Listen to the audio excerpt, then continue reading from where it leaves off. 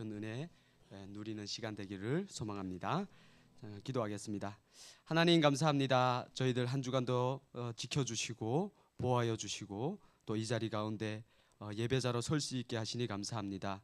오늘도 우리가 하나님을 온전히 영과 진리로 예배하는 시간 되게 하여 주시고 하나님의 임재를 통해서 우리의 삶의 가장 큰 이유와 목적이 하나님의 영광임을 다시 한번 기억하는 시간 되게 하여 주시옵소서. 너희 먼저 그의 나라와 의를 구하라. 그리하면 이 모든 것을 너에게 더하시라 약속하신 그 아버지의 약속을 나의 것으로 취하는 귀하고 복된 시간 되게 하여 주시옵소서. 오늘 예배를 통해 주실 은혜 기대하고 예수님의 이름으로 기도합니다. 아멘.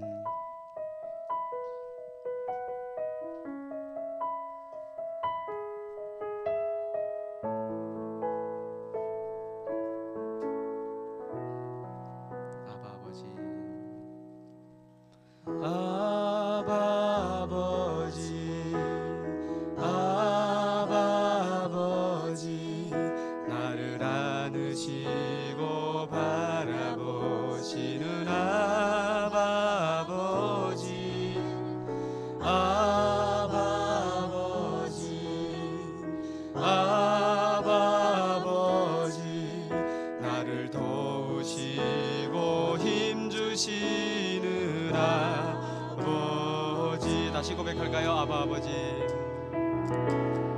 아바 아버지, 아바 아버지, 나를 안으시고 바라보시는 아바 아버지, 아바 아버지, 아바 아버지, 나를 얻으시고 힘주시는 아버지. 주는 내 맘을 고치시고 볼 수 없는 상처 만지시네.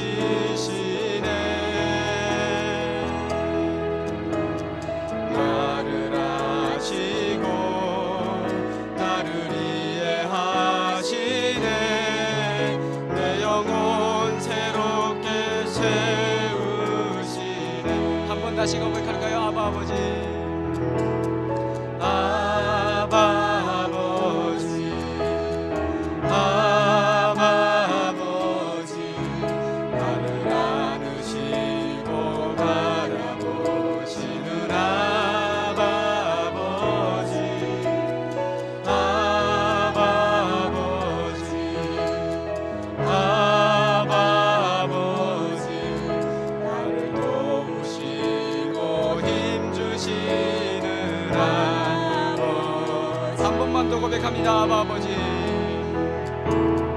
아바 아버지, 아바 아버지, 나를 안으시고 바라보시는 아바 아버지, 아바 아버지, 아바 아버지, 아바 아버지, 나를 도우시고 힘주시는 아버지. 고백합니다. 주는 내 맘을 고치시고 볼 수 없는 상처 만지시네. 볼 수 없는 상처 만지시네. 나를 아시고 나를 아시고 나를 이해하시네. 내 영혼 새롭게 세우시네. 고백합니다. 주는 내 맘을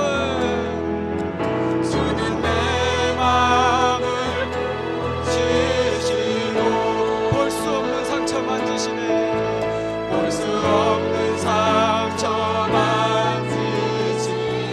누구보다 우리를 더 잘 아시는 주님을 고백합니다. 나를 아시고 나를 이해하시네. 나를 이해하시네. 내 영혼 새롭게 세우시네. 한 번 더 고백합니다. 주는 내 맘을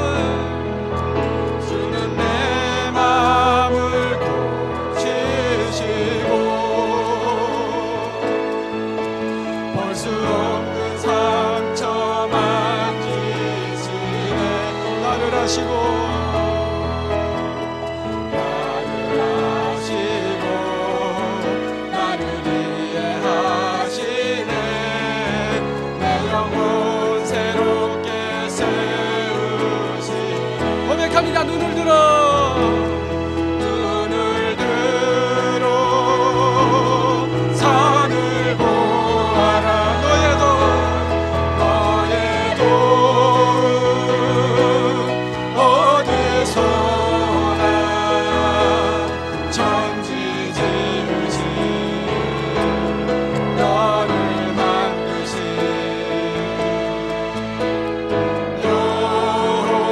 여호와께로. 한 번 더 고백하여 눈을 들어, 눈을 들어 산을 보아라. 너의 도움 어디서나 천지 지으신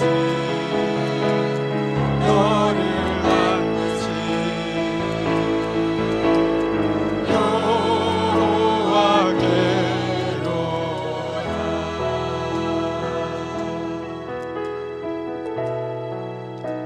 함께 고백합니다. 하나님은 너를 지키시는 자, 너의 우편에 그늘 되시니 낮의 해와 밤의 달도 너를 잊지 못하리. 하나님은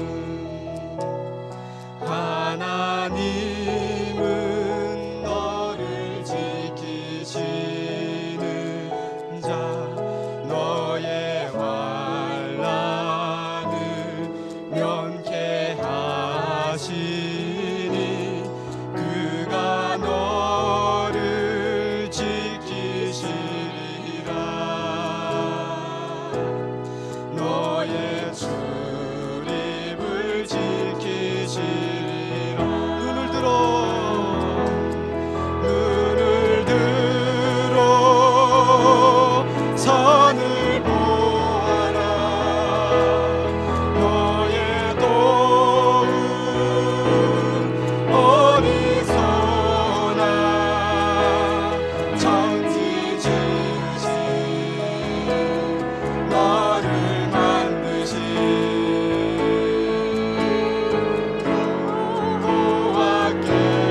여호와께로다. 눈을 들어, 눈을 들어 산을 보아라. 너의 도움 어디서나 천지 지으신 너를 만드신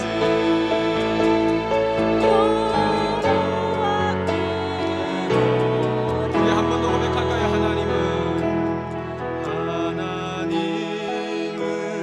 너를 지키시는 자, 너의 우편에 그늘 되시니 낮의 해와 밤의 달도 너를 잊지 못하리. 우리의 믿음을 다해 고백합니다. 하나님은 너를 지키시는 자, 너의 환난을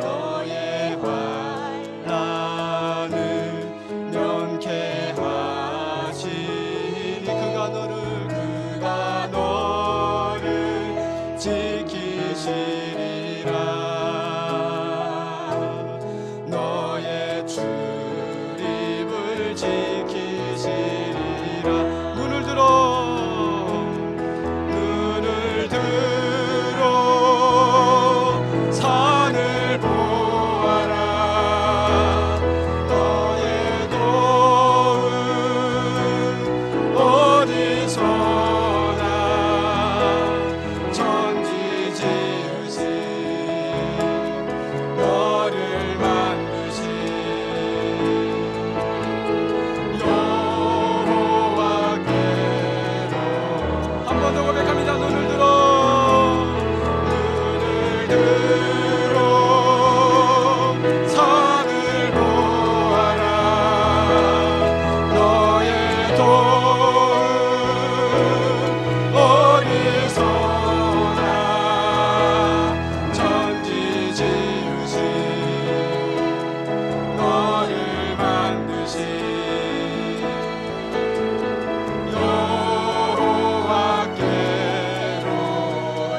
고백할까요? 눈을 들어 산을 보아라. 너의 도움 어디서나. 천지 지으신 너를 만드신 여호와께로다. 천지 지으신 너를 만드신 여호와께로다. 이것이 우리의 믿음의 고백이요, 오늘 이 자리에서 우리가 하나님 앞에 드릴 수 있는 최고의 우리의 신앙 고백이 되어야 할 줄 믿습니다.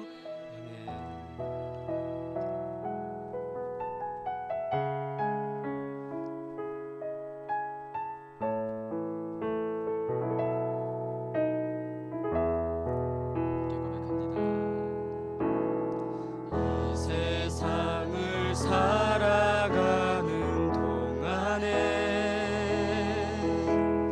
나의 힘을 의지할 수 없으니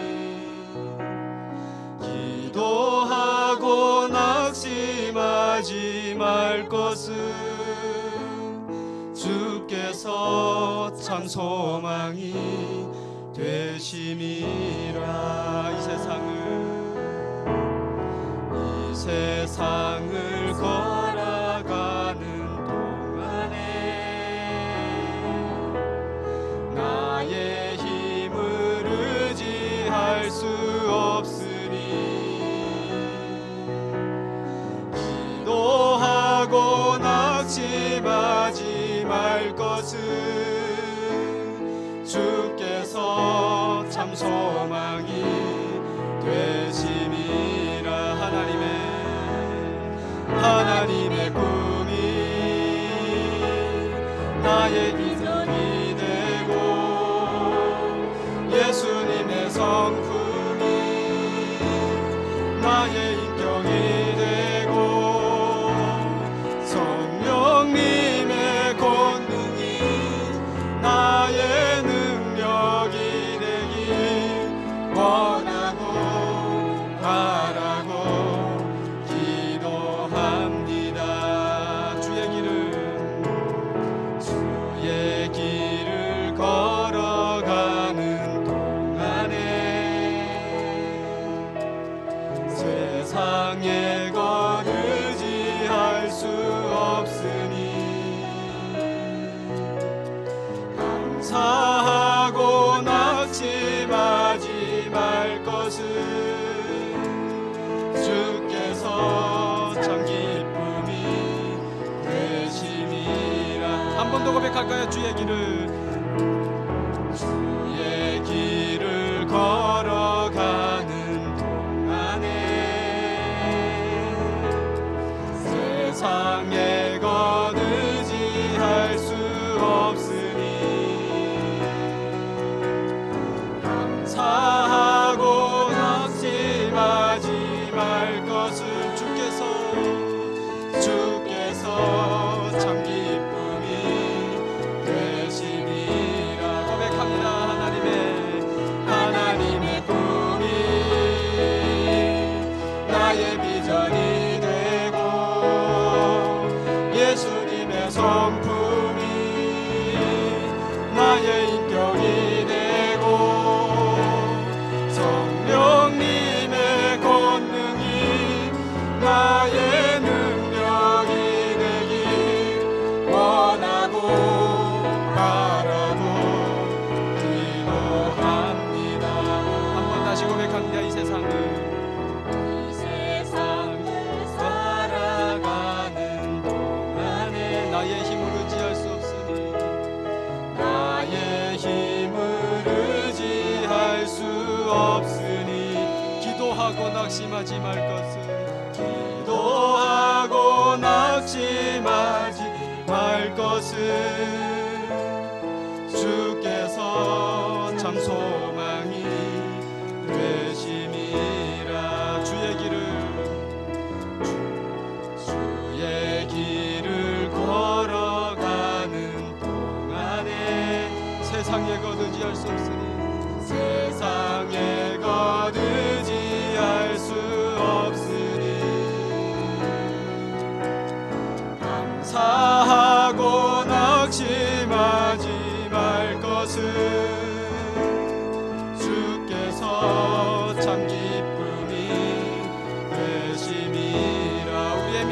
고백합니다. 하나님의 꿈이 나의 비전이 되고 예수님의 성품이 나의 인격이 되기를 소망합니다. 나의 인격이 되기를, 성령님의 권능을 힘입기를 소망합니다. 성령님의 권능이 나의 능력이 되길 원하고 바라고 기도합니다. 한 번 더 고백합니다. 하나님의 꿈이 나의 비전이 되고 예수님의 성품이 나의 인격이 되고 성령님의 권능이 나의 능력이 되길 원하고 바라고 기도한. 한 번 더 고백합니다. 하나님의 꿈이 나의 비전이 되고 예수님의 성품이 나의 인격이 되고 성령님의 권능이 나의 능력이 되길 원하고 바라고 기도합니다. 원하고 바라고 기도합니다. 원하고 바라고 기도합니다. 원하고 바라고 기도합니다. 원하고 바라고 기도합니다. 아멘. 은혜가 풍성하신 하나님 아버지, 거룩한 주일 주님의 몸된 성전에 모여 함께 예배할 수 있도록 우리의 모든 환경과 여건을 열어주심에 감사드립니다. 영광과 존귀와 찬송 받으시기에 합당하신 주님, 우리가 영과 진리로 주님을 예배하오니 기쁘게 받으옵소서. 예배의 주인 되신 주님께 상하고 통회하는 마음으로 나가오니 주님 우리를 긍휼히 여겨주시고 주님의 사랑으로 주님의 은혜로 힘과 능력으로 함께하여 주옵소서. 우리의 죄와 허물을 다 아시는 주님께 우리의 죄를 회개하오니 주님 용서하여 주시고 결단함으로 죄로부터 멀어지고 죄를 거절하며 깨어 분별하며 살게 하옵소서. 세상의 빛으로 오신 주님처럼 우리도 세상의 빛으로 살아가게 하옵소서. 우리를 빛의 자녀 삼아주신 주님과 늘 동행하며 주님께 묻고 인내하며 순종하며 주의 말씀을 사모하며 늘 말씀을 마음에 새기며 또한 선을 행하고 살아가는 우리의 삶이 되게 하옵소서. 사랑하는 형제 자매와 가족이 있는 저 북녘 땅을 위해 기도합니다. 사랑하는 저 땅의 주의 백성들의 기도 소리를 들어주옵소서. 신음하며 아파하는 저 땅에 속히 그리스도의 계절이 오게 하옵소서. 주님의 때에 저들을 귀히 사용하여 주시옵소서. 믿음이 주님 저들을 잊지 마시고 주님의 복음으로 치유하시고 회복시켜 주옵소서. 견디며 바라는 그들의 굳건한 믿음에 소망을 주시고 위로와 은혜를 더하여 주옵소서. 저 땅의 주의 백성들이 구원을 받는 그날까지 마음에 품고 기도하는 인천 하나라 은혜교회 되게 하옵소서. 우리의 소명을 잊지 말게 하옵소서. 우리 교회의 다음 세대들을 축복하여 주시옵소서. 말씀으로 사랑으로 주의 성품으로 성장하도록 인도하여 주시고 더욱 주님을 경외하며 주님을 사랑하며 주님께서 주신 소명을 깨달아 주님이 원하시는 곳에 충성된 일꾼으로 믿음의 세대로 거룩한 세대로 세워지게 하옵소서. 아멘. 오늘 말씀 전하시는 강우사 목사님을 사랑하고 축복합니다. 영혼유 강건케 붙들어 주시고 날마다 성령의 기름 부음으로 충만케 하옵소서. 맡겨주신 주의 사명 잘 감당케 인도하여 주시고 날마다 주님의 영광을 위해 힘쓰게 하옵소서. 오늘도 단위에서 선포하시는 말씀에 능력을 더하여 주셔서 우리의 심령에 새기며 말씀대로 살아가기 결단하는 우리 되게 하옵소서.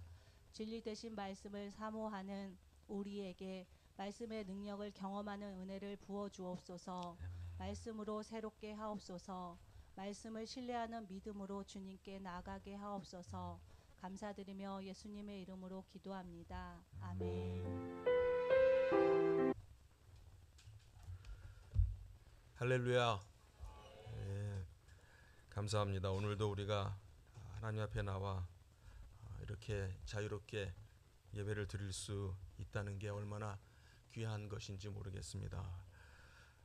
제가 금요일 날 하고 이제 어제 그 양일간 그 철원에서 그 통일소망 선교회에서 하는 북한 선교학교 수련회가 있었습니다. 거기에 제가 말씀을 전하러 다녀왔었습니다. 가봤더니 한 100여 명 되는 분들이 전국 각지에서 모였습니다. 제주도에서도 비행기 타고 뭐 한 대여섯 명 오시고 부산, 포항, 청주 등등 여러 곳에서 이렇게 북한 선교학교 사역을 하는 분들이 모여서 또 같이 뜨겁게 찬양하고 또 목이 터져라 기도하고 그랬습니다. 저도 목이 많이 쉬어서 금방 또 오늘 또 설교하고 나면 또 목이 또 쉴 것 같습니다. 참 이 철원이라고 하는 곳은 그 가면은 왠지 참 마음이 뭉클해지고 숙연해지는 것 같아요. 원래 그 철원 땅이 그 북한 쪽에 속했던 땅이라고 그러죠.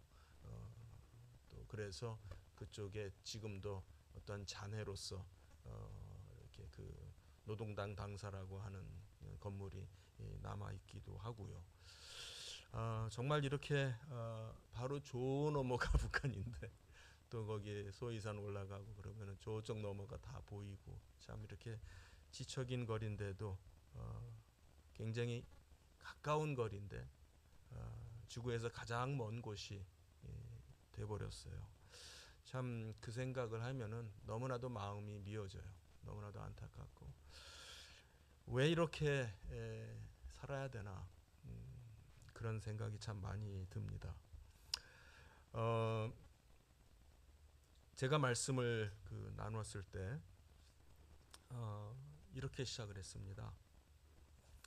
왜 하나님이 통일을 주시지 않으시는 겁니까? 이렇게 말을 제가 시작을 했습니다. 잘 아는 독일의 통일은 대략 한 45년 정도의 분단 생활 이후에 독일은 통일을 이루었습니다. 다시 말하면은 하나님은 독일에 통일을 주셨습니다. 그런데 우리는 지금 70여 년 이제 곧 80년이 될 텐데 왜 우리에게는 통일을 안 주시는 겁니까? 왜 통일이 이루어지지 않는 겁니까? 우리가 뭔가 잘못하고 있는 건 아닌가요? 우리가 뭔가 잘못된 것을 구하고 있는 건 아닌가요? 이런 말씀을 나누면서 회개를 제가 촉구를 했습니다. 우리 안에 있는 우상들을 버리고 정말로 하나님의 방법으로 문제를 접근해가는 그것만이 답이다라는 말씀을 나눴어요. 구약 성경에 보면은 이스라엘이 그 이웃 나라와 전쟁을 한다든지 그럴 때에 이상한 표현이 성경에 나와요. 하나님께서 뭐 그들을 내지는 그 땅을 이스라엘의 손에 붙이셨다라는 표현. 그러니까는 허락하셔야 전쟁도 나가는 거고 그렇게 붙여 주셔야 이겼던 겁니다. 그렇지 않은 전쟁에서는 이스라엘이 번번이 패했던 것을 우리가 압니다. 하나님은 하나님의 방법으로만 영광을 받으세요. 하나님의 방법일 때에만 하나님의 영광이 드러나는 거죠. 우리는 혹시 열심으로 통일을 이루려고 하는 것은 아닌지, 소원으로 통일을 이루려고 하는 건 아닌지, 기도의 힘으로 통일을 이루려고 하는 건 아닌지, 그래서 우리가 통일을 이루어냈다라고 하려고 하는 건 아닌지, 하나님은 그걸 보시는 건 아니신지, 우리가 기도해야 되는 것은 저 북녘 땅에 있는 저 불쌍한 영혼들이 저렇게 죽어가지 않고 예수를 알게 하여 주십시오. 저들에게도 생명을 주십시오. 영생을 주십시오. 그런 기도를 우리가 해야 되는데 하는 그런 마음이 듭니다. 여전히 제 마음은 비장합니다. 오늘도 그래서 설교 제목을 그렇게 한번 잡아봤습니다. 생명의 부활 대 심판의 부활. 굉장히 모순된 표현입니다. 참고로 요 본문 외에는 이제 부활을 얘기하는 거는 이제 주로 바울의 서신에서 주로 나오잖아요. 바울의 서신에서 부활이라고 할 때는 믿는 자의 부활을 말합니다. 예. 물론 믿지 않는 자들도 다 일어납니다. 예. 쉽게 말하면 다 부활합니다. 그런데 성경의 의미는요, 성경이 말하는 부활의 의미는 생명을 말합니다. 영생을 말합니다. 예. 그래서 바울은 부활에 대해서 얘기할 때 믿지 않는 자들의 부활에 대해서 자세하게 얘기하지 않습니다. 예, 믿는 자들의 부활을 얘기를 합니다. 여기에서는 믿는 자들의 부활, 즉 그리스도 안에 있는 자들의 부활은 생명의 부활. 우리가 쉽게 잘 이해가 되죠. 여기 요한복음 안에서는 이 생명은 바로 영생이라는 단어로도 자주 설명이 됐죠. 그렇죠. 영생의 부활, 생명의 부활. 예. 그런데 그리스도가 없는 사람들은 부활은 하는데 심판의 부활이에요. 그러니까 굉장히 모순된 표현이에요.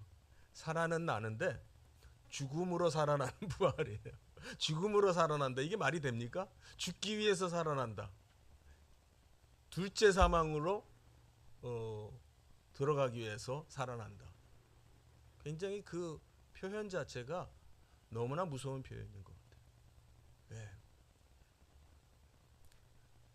북한에 살고 있는 우리 동포들, 동족들, 주민들은 어떤 부활을 맞이할까요? 그렇죠. 예. 이 상태로라면은 물론 북한 안에 예수를 믿는 영혼들이 있습니다. 복음을 전하기 위해서 애쓰고 있는 분들도 있는 줄 믿습니다. 그러나 굉장히 극소수겠죠. 정말 하나님을 찾고 기도하고 주일이면은 주일인 줄로 기억하고 혼자서라도 바깥에 나가서 흥얼흥얼 찬송을 부르면서 하나님께 기도하는 그 영혼들이 분명히 있는 줄 믿습니다. 그러나 지극히 소수겠죠.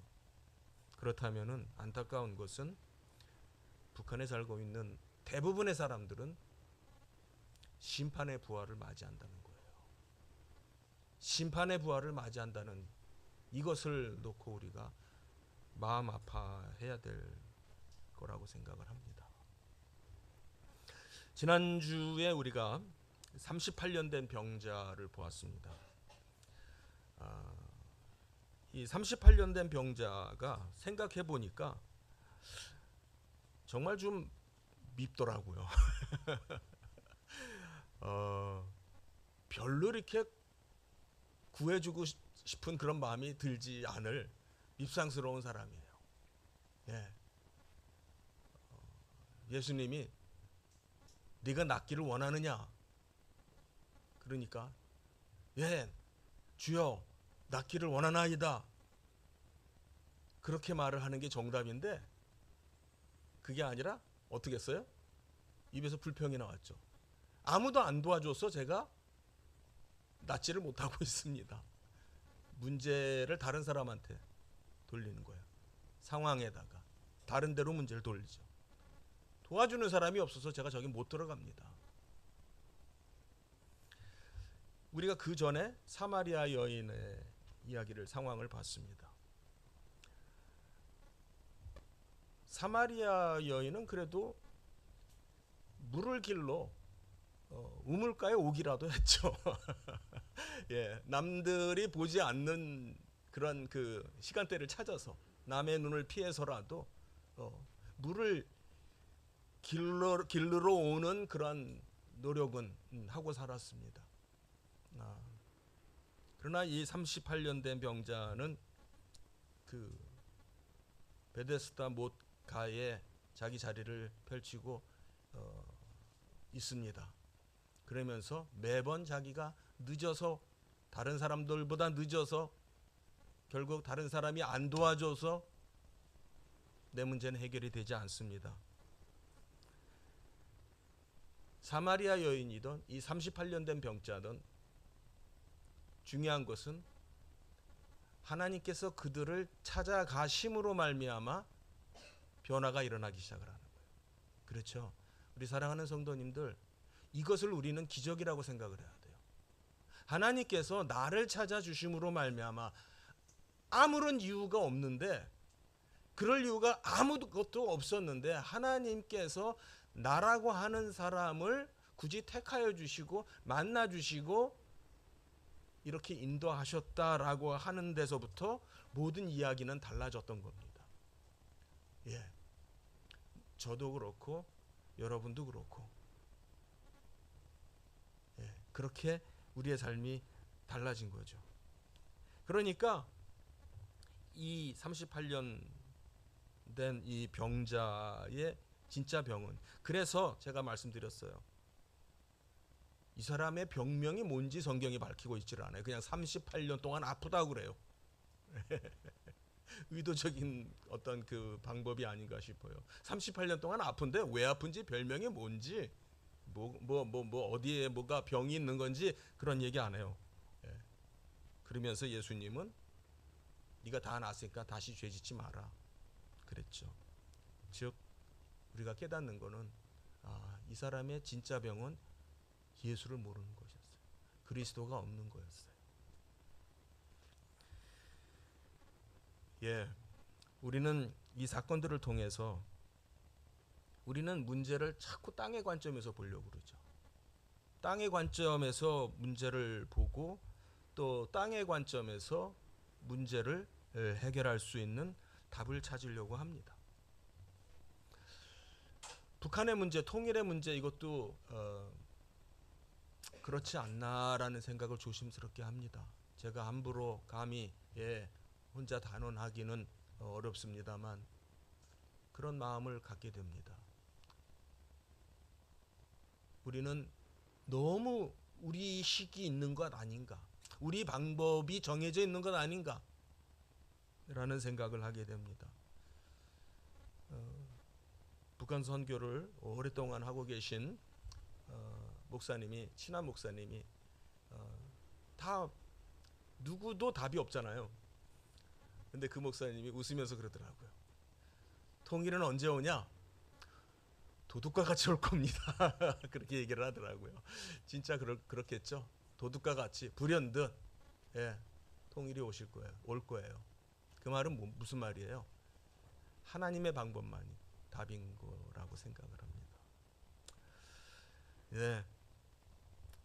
이 병자에게도 그렇고 또 사마리아 여인에게도 그렇고, 사마리아 여인은 남자가 6명이나 있었어요. 그러나 그 6남자 모두 자기 인생의 답이 아니었죠. 이 병자는 38년을 기다렸습니다.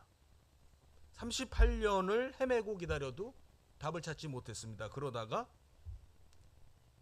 예수를 만났을 때 진정으로 그의 인생의 문제가 해결이 된 거죠. 오늘 우리가 보는 이 본문은요, 19절에서부터 29절까지의 그 본문을 제가 좀 끊었는데 좀 어려운 내용을 우리에게 얘기를 하고 있습니다.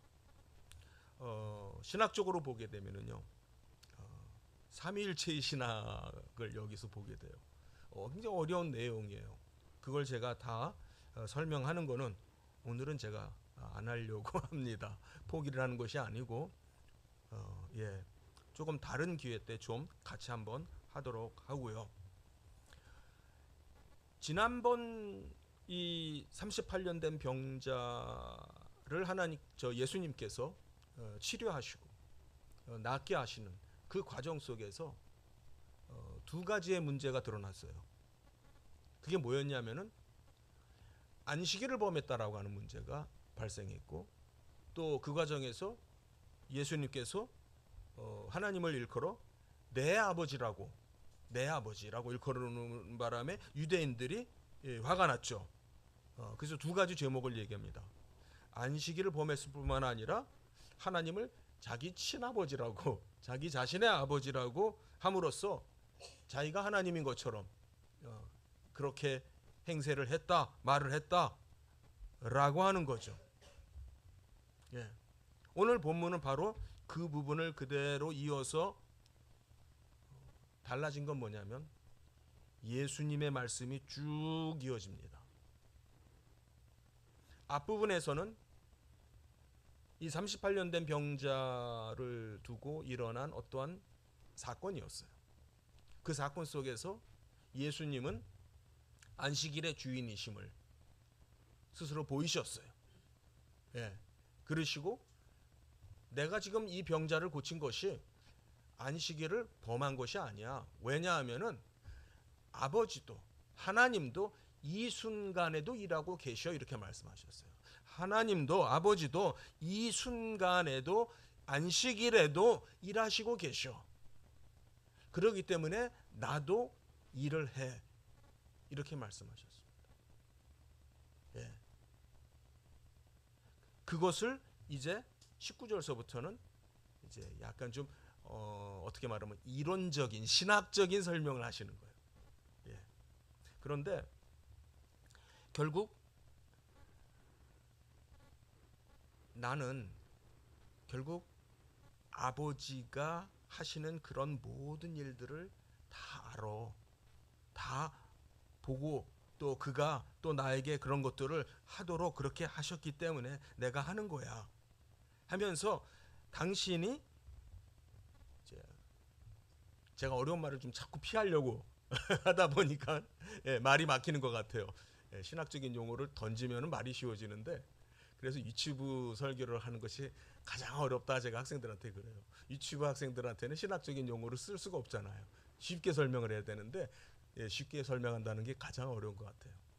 어쨌든 이 본문에서는 핵심적인 것은 예수님은 당신이 하나님이심을 얘기를 해요. 그러면서 그래도 그 중에 이렇게 압축이 되어지는 게 있어요. 이 본문을 쭉 보시면은 그래도 압축이 되어지는 것이 있어요. 21절과 22절, 그 다음에 24절에서부터 29절이 주로 어떤 내용하고 이렇게 연결이 되냐면은 바로 예수님이 심판의 주이시다라고 하는 거예요. 그러니까 예수님이 안식일의 주인이시고, 또 더 나아가서 예수님이 심판의 주이시다라고 하는 거예요. 그 모든 것은 예수님이 하나님이시기 때문에요. 반대로 말하면은 아버지 하나님이 예수 그리스도에게, 성자 아들 예수 그리스도에게 이런 모든 권세와 권한을 주셔서 이런 일을 하게 하셨다라고 하는 걸 말씀하고 있어요. 그래서 한 절 한 절 한번 좀 다 볼 수는 없고요. 21절서부터 21절, 22절, 그 다음에 24절에서 29절을 제가 좀 보면서 말씀을 좀 드리도록 하겠습니다. 아버지께서 죽은 자들을 일으켜 살리심 같이 아들도 자기가 원하는 자들을 살리시느니라. 요 부분이 좀 어려운 말인데요. 어떻게 보면은 아버지가 원하는 게 따로 있고 아들이 원하는 게 따로 있고, 아버지가 살리시기를 원하는 대상이 따로 있고 아들이 살리고자 하는 대상이 따로 있고, 그런 말처럼 읽을 수도 있어요. 그런데 그것이 아니고요. 그 일으키는 그 자들, 살리시는 자들, 그 자들에 대해서 아버지가 원하신다라고 하는 것과 아들이 원한다라고 하는 것이 합쳐지는 거예요. 예, 한 대상이겠죠. 한 대상인데 어떻게 합쳐지느냐? 주권적인 측면에 있어서, 이건 이제 신학적인 설명이니까 제가 안 할 수는 없을 것 같아요. 이 부활의 일, 즉 심판의 일, 구원을 최종적으로 완성하시는 이 일에 있어서 주권적인 측면에서 보면 그거는 아버지의 일이라고 할 수 있어요. 그렇죠? 아버지가 살리시는데 누구를 통해서 살리세요? 아들을 통해서. 근데 여기서 아들을 통해서라고 하는 이 의미는요, 아들이 택하는, 아들이 원하는, 아들이 신부로 원하는 그 사람들이에요. 예. 그래서 마태복음 19장에도 보면은요, 아버지께서 계시를 하시는데, 계시를 하시는데 누구한테 계시한다라고 나오냐면은 아들이 원하는 자들에게 계시한다라고 말씀을 하고 있어요. 그러니까 그런 의미에서 아들이 원하는 자들을 살리시는 거구나. 결국 아들이 중보자 되시는 하나님이구나. 예, 어렵게 제가 설명을 드렸어요. 그렇죠? 예, 그렇게 이해를 해주시면 되겠고요. 네. 22절. 그래서 아버지께서 아무도 심판하지 아니하시고 심판을 다 아들에게 맡겼습니다. 그 말은 우리가 27절하고 한번 같이 보면 좋겠어요. 27절에도 보면은 그가 이제 인자됨으로 말미암아 심판하는 권한을 주셨습니다. 인자가 됐다라는 말이 무슨 말이냐면 사람이 되었다. 예, 인성을 입고 오신 그 성육신의 사건을 말하고요. 인성을 입고 오셔서 뭐 하셨어요? 최종적으로 우리를 위하여 죽으셨어요. 그래서 빌립보서 2장 7절 거기에 보게 되면은 무슨 말이 나오냐면은 죽기까지, 사람의 형상을 입으셔서 죽기까지, 십자가에 달려 죽기까지 순종했어요. 그것이 예수님께서 인성을 입으셔야 했던 이유죠. 우리의 생명값을 지불하시기 위해서. 예, 우리의 생명값을 지불하기 위해서 우리와 똑같은 몸을 입으신 거죠. 예, 그것이 바로 인자라고 하는 의미예요. 예, 인자가 되셔서 그런 고난의 일을 다 하셨어요. 그래서 아버지는 거기에 대한 상급을 주셨어요. 그 상급이 뭐냐면 아들이 살리기로 택한 자들, 아들이 택한 그 신부, 아들 안에 있는 그 신부, 교회를 살리는 거예요. 그들에게 생명을 주는 거예요. 예. 그래서 그 모든 일을 하는 데 있어서 아버지는 그 상급으로 심판의 권한을 주셨다. 여기에서 그렇게 말해요. 심판하는 권한을 주셨다. 그것이 바로 22절에서 심판을 다 아들에게 맡기셨어요. 그러니까 원래 심판은 누구에게 속한 일이에요? 아버지에게 속한 일이에요. 심판한다, 판단한다. 그래서 너는 의인이다, 너는 죄인이다 하시는 그 일을 하시는 분은 원래 아버지에 속한 그 일인데 그 일을 아들에게 맡기셨어요. 왜요? 아들이 인성을 입고 오셔서 이런 모든 고난의 사역을 감당했기 때문에. 네. 그 다음에 건너뛰고 24절을 보겠습니다. 내가 진실로 진실로 너희에게 이르노니 내 말을 듣고 또 나 보내신 이를 믿는 자는 영생을 얻었고 영생이 있고, 이게 바로 앞에 38년 병자의 문제였었죠. 그렇죠. 사마리아 여인의 문제였었죠. 예, 열심히는 삽니다. 간절히 기다립니다. 간절히 소원을 합니다. 그러나 예수 그리스도가 정작 없던 삶에는, 없는 인생에는 답이 없었습니다. 그래서 내 말을 듣고 나 보내신 이를 믿는 자에게는 영생이 있고 영생을 얻었고, 그 말은 뭐냐면 심판에 이르지 아니하나니, 결국 심판이라는 건 뭐냐면 사망을 말해요. 사망에서 생명으로 옮겨진 것이다. 할렐루야. 네. 예수를 아는 사람은 죽음에서 생명으로 옮겨진 겁니다. 네. 그렇다면은 예수를 모르는 사람들의 결말은 어떻게 된다는 겁니까? 사망 가운데, 영원한 사망 가운데 처하게 된다라고 하는 거예요. 이것이 우리가 안타깝게 생각을 해야 될 부분이죠.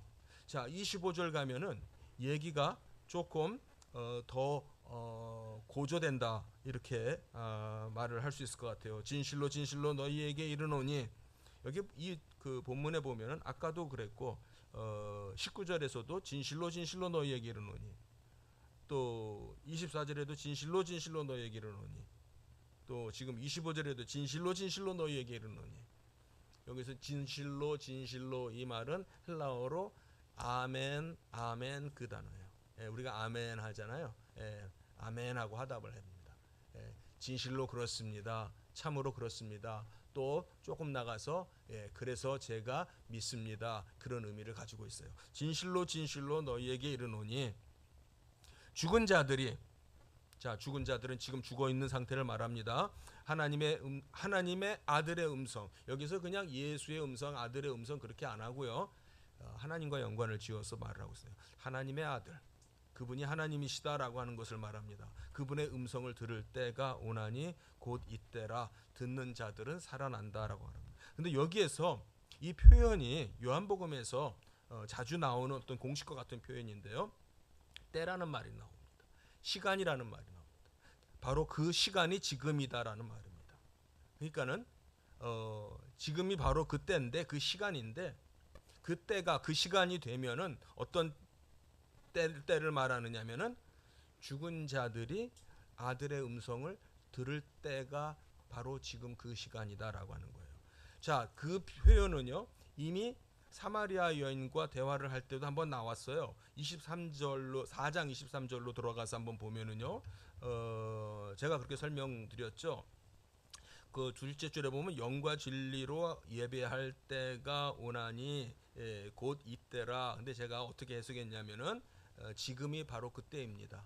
지금이 바로 그 시간입니다. 그럼 그 지금이 그 어떤 시간이냐면은 참되게 예배하는 자들은 아버지께 영과 진리로 예배합니다. 바로 지금이 그때가 지금이 그때인데, 그때의 의미는 뭐냐면 참된 예배자들은, 이게 한 단어라 그랬어요. 참된 예배자들은 아버지께 어떻게 예배하느냐? 영과 진리로. 여기에서 영은 그리스도의 영이고 진리는 바로 그리스도가 진리 되심을 말해요. 즉 모든 것의 중심이 그리스도예요. 그리스도로 예배하는 때를 말해요. 그리고 아버지는 바로 그런 예배자들을 찾으신다라고 얘기를 하시는 거예요. 같은 의미의 공식이 여기 또 나와요. 그리고 그 밑에 나오면 한 번 더 나오는 것을 볼 수 있어요. 즉 이때는 현재입니다. 여기 어려운 의미인데 한번 우리 한번 이해를 하려고 노력을 해보죠. 자, 지금이다라고 하는 이 의미는요, 그러니까 곧 이때다, 지금이 그때다 이렇게 되어 있거든요. 지금이 그때다, 그 말은요 현재잖아요. 그렇죠? 그런데 죽는 자들은 하나님의 아들의 음성을 들을 때 듣는다라고 하는 건 미래 시제로 되어 있어요. 언제 듣냐면은 들을 거예요. 죽은 자들이 아들의 음성을 들을 거예요. 그리고 살아날 거예요. 그건 미래예요. 그런데 그 미래에 있을 일을 잘 들어보세요. 한번 이게 말이 되는지 한번 생각해 보세요. 미래에 될 일을 지금 현재 시대에다가 맞춰가지고 지금이래요. 굉장히 이상한 표현이죠. 미래에 될 건데 마치 지금을 근거로 해서, 지금 이 시점을 기준으로 해서 됐다, 된다, 그 얘기를 하는 거예요. 여러분 이게 무슨 말이냐면요, 예수 그리스도, 지금 오신, 지금 내 앞에 계신 예수 그리스도, 바로 이분은 현재예요. 지금 이 본문 안에서, 그렇죠? 지금 이 예수님을 기준으로 해서 지금 이 현재가 근거가 되어서 앞으로도 미래에 죽은 자들이 그의 음성을 듣고 살아나는 일이 있다라고 하는 거. 그러니까는 우리에게는 어떤 한계가 있냐면 미래의 일에 대해서는 불확실해요. 그렇죠? 미래의 일에 대해서는 우리가 장담을 못해요. 미래의 일에 대해서는 우리가 확신을 가지지를 못해요. 그런데 미래에 그게 될 건데 그것이 지금 현재 되어진 이 일에 근거하고 있어 라면은 확실해질 수 있죠. 예수님이 지금 오셨어. 예수님이 인자가 되셨어. 그러므로 그렇게 될 거야. 아멘. 예, 그게 이해되십니까? 예, 그렇다면 여러분들이 성경을 정말 잘 깊이 이해하시게 되는 거예요. 네. 자, 요 부분을요. 우리가 한번 비교를 한번 해볼게요. 우리 데살로니가 전서 4장으로 한번 가보겠습니다. 데살로니가 전서 4장에 가게 되면은요, 사도 바울을 통해서 4장 16절과 17절 한번 같이 읽을게요. 사도 바울을 통해서 앞으로 주님이 다시 재림하시면은 우리 말로는 재림 이런 표현을 많이 쓰는데 그것도 조금 제가 수정할 필요가 있어요. 예수님께서 성육신으로 오셨고 그걸 우리가 이제 초림 습관적으로 그렇게 구분을 하고 또 예수님이 다시 오시는 것을 이제 마지막 때 심판주로 오시는 것을 재림 이렇게 구분을 하는데 그 의미는 우리가 다 맞는 말이고 이해해요. 그런데 성경은 그냥 오심이라고 표현해요. 강림이라고 표현해요. 그러니까 여러분 여기에서 중요한 의미는 뭐냐면 하나님께서 우리에게 오신다라고 하는 의미예요. 하나님이 우리에게 오심으로 말 그대로 처음에 오셨던 그 사건을 임마누엘이라고 그래요. 하나님께서 우리에게 오셨던 그 사건. 임마누엘의 하나님으로 오셨어요. 그 임마누엘의 하나님은 내가 너희와 늘 영원토록 함께 할 것이다 라고 약속을 하시면서 주님이 하늘나라 가셨잖아요. 예. 그래서 다시 오셔요. 그래서 우리는 말 속에 다시라는 말을 생각 속에 다시라는 의미를 늘 갖고 있습니다만은 오심 그 자체가 의미가 있는 거예요. 자, 여기 데살로니가 전서 4장 332쪽 찾으셨습니까? 332 4장 16절 17절 같이 읽습니다. 시작. 주께서 호령과 천사장의 소리와 하나님의 나팔 소리로 친히 하늘로부터 강림하시리니 그리스도 안에서 죽은 자들이 먼저 일어나고 그 후에 우리 살아남은 자들도 그들과 함께 구름 속으로 끌어올려 공중에서 주를 영접하게 하시리니 그리하여 우리가 항상 주와 함께 있으리라. 이게 영생이에요. 바울이 우리에게 앞으로 있을 일에 대해서 얘기를 해줬는데 보니까 지금 우리가 읽는 이 요한복음 안에서도 그 얘기가 나오고 있는 거예요. 자, 한 군데 더 보겠습니다. 베드로후서 3장으로 가겠습니다. 전에 우리가 베드로 전후서를 공부를 했어요. 베드로후서 3장 10절에서부터 13절까지 좀 깁니다만은 한번 읽죠. 387쪽이에요. 제 성경은요. 387쪽 베드로후서 3장 10절에서부터 13절까지 우리 한번 천천히 읽을게요. 387쪽 어떻게 다 찾으셨나요? 읽습니다. 10절부터 시작. 그러나 주의 날이 도둑같이 오리니 그 날에는 하늘이 큰 소리로 떠나가고 물질이 뜨거운 불에 풀어지고 땅과 그 중에 있는 모든 일이 드러나리로다. 이 모든 것이 이렇게 풀어지리니 너희가 어떠한 사람이 되어야 마땅하냐. 거룩한 행실과 경건함으로 하나님의 날이 임하기를 바라보고 간절히 사모하라. 그 날에 하늘이 풀에 타서 풀어지고 물질이 뜨거운 불에 녹아지려니와 우리는 그의 약속대로 의가 있는 곳인 새 하늘과 새 땅을 바라보도다. 예. 제 생각에는 성경 내용 중에 그때가 되면은 주님이 오시는 다시 오시는 그 순간이 될 때 어떤 일이 일어나는지 하늘이 불에 타서 녹아 없어지는 거예요. 모든 물질이 불에 타서 없어지는 거예요. 제가 그래서 이 본문을 설명할 때 어떻게까지 말씀드렸냐면은 우리가 저 과학 시간에 그 화학 그 뭐 주기표라고 그러나요? 화학 원소 주기표, 그죠? 예, 원소 주기표에 나오는 그러한 모든 원소들, 그런 것들은 더 이상 깨지지 않는 것들이다, 이렇게 우리가 배웠는데 그런 것조차도 다 풀어 없어지는 거라고. 예, 그러니까 하나님께서 창조하셨던 그런 모든 것들이 다 풀어 없어지는, 불에 다 녹아버린대요. 그리고 근데 우리는 그걸 두려워하지 않아도 되는 게, 우리에게는 무엇이 있어요?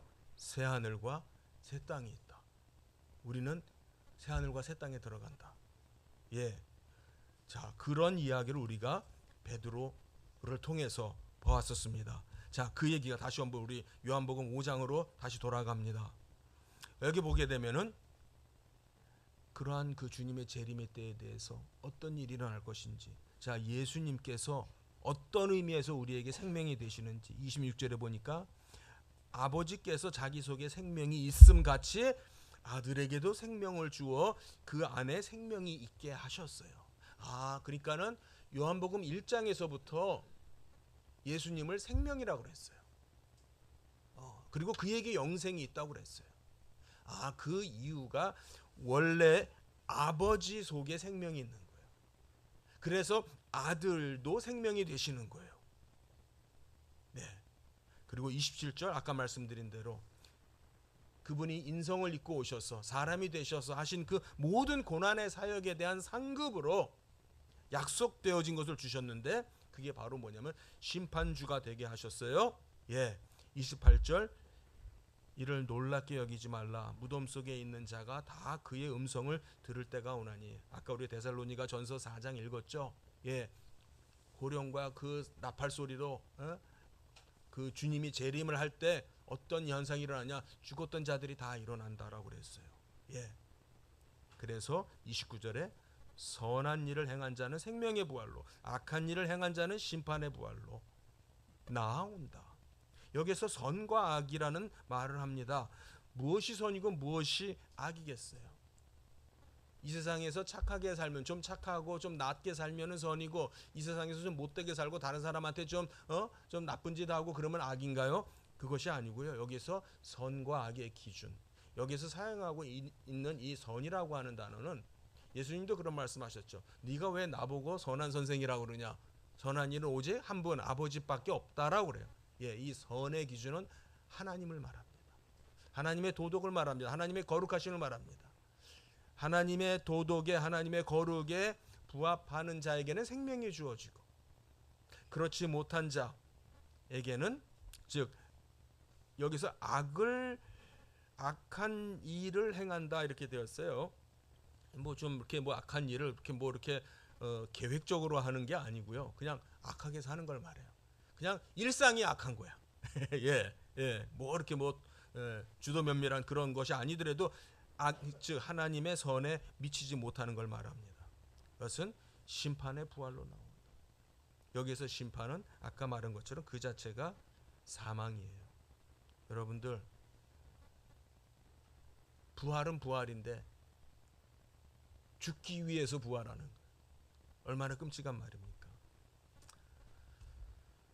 저는 여기에서 우리 북한의 상황을 생각을 하게 됩니다. 북한의 문제가 뭔가? 아까 말씀드린 대로 식량의 문제, 인권의 문제, 자유가 없는 문제 다 맞습니다. 그러나 무엇보다도 시급하고 중요한 것은 그리스도를 모른다라고 하는 것입니다. 그리스도를 모를 때 그 결과는 오늘 성경은 심판의 부활뿐이다, 죽음의 부활뿐이다 라는 거예요. 너무나도 감사한 것은 우리에게는 생명의 부활이 있어요. 그러나 그리스도를 모르는 저 사람들에게는 심판의 부활만 있는 거예요. 죽음의 부활만 있는 거예요.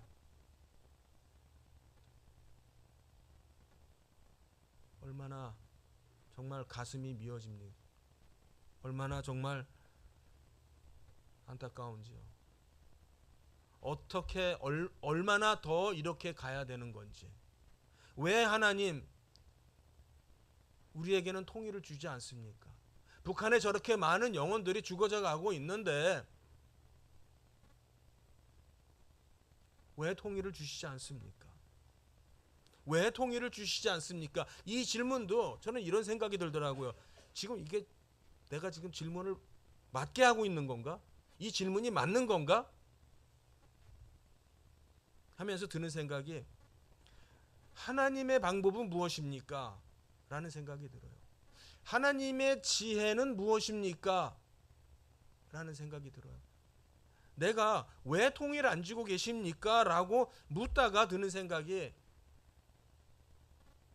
하나님의 지혜가 무언지를 내가 안 묻고 있는 거예요. 하나님의 지혜를 안 찾고 있었던 거예요. 우리의 우상이 무언지, 우리의 삶 속에서 우리가 열심으로 하나님을 믿는다라고 하는 그 삶 속에서, 열심으로 하나님께 제물을 가져오고 제사를 드린다라고 하는 그 종교 행위 속에서 우리가 또 다른 우상을 만들고 있는지는 아는지요. 우리의 우상이 무언지,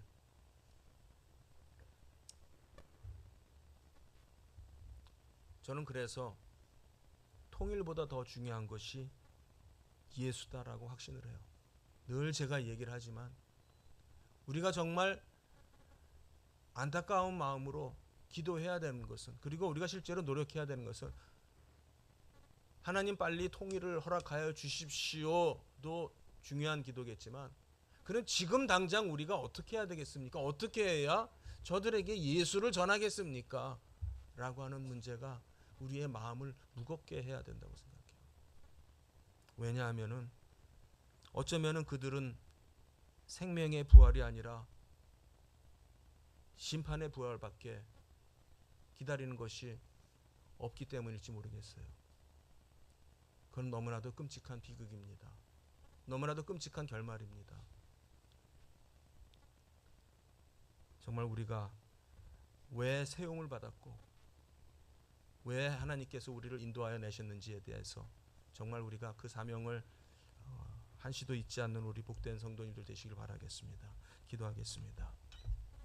하나님, 저희들 긍휼히 여겨 주시옵소서. 저희들의 오만함과 저희들의 안일함과 저희들의 정말 나 중심적인 모든 생각을 내려놓게 하여 주시옵소서. 하나님, 겸손하게 하여 주시옵소서. 하나님의 지혜를 찾을 수 있는 우리가 되게 하여 주옵시고, 그 하나님의 방법이 무엇인지 사실 우리가 모르는 것이 아니라 이미 하나님의 뜻은 우리에게 명백하게 드러나고 있고, 하나님의 지혜가 무엇인지 우리에게 명백하게 드러나고 있는 줄 믿습니다. 그러나 우리에게 겸손하게 하여 주시옵시고, 우리의 것을 주장하기보다는, 하나님을 우리가 설득하려고 하기보다는 우리가 하나님의 지혜의 그 방법에 우리가 설득될 수 있게 하여 주시옵소서. 은혜를 더하여 주심을 감사하며 예수님의 이름으로 기도합니다. 아멘.